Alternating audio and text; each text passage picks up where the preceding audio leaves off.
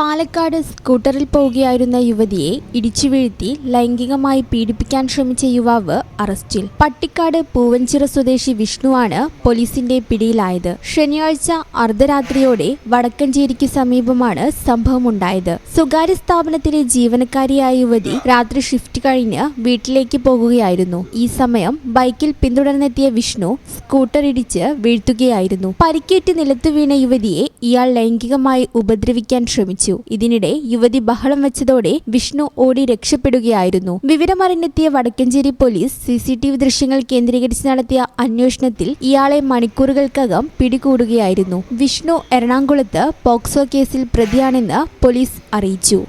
ഈ channel news Palakkad. BSc optometry ഒരു professional കോഴ്സാണ്. ഇതൊരു പ്രാക്ടിക്കൽ ഓറിയന്റഡ് കോഴ്സും കൂടിയാണ്.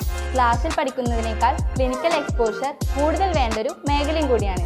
അൽസലാമ ഐ ഹോസ്പിറ്റലിൽ ആവശ്യത്തിലധികം ക്ലിനിക്കൽ എക്സ്പോഷർ നമുക്ക് ലഭിക്കുന്നുണ്ട്. അതുകൊണ്ട് തന്നെ വേഗത്തിൽ പഠിക്കാൻ പറ്റുന്നു, എല്ലാം മനസ്സിലാക്കാനും പറ്റുന്നു. We are very happy to be the part of Al Salama Optometry College.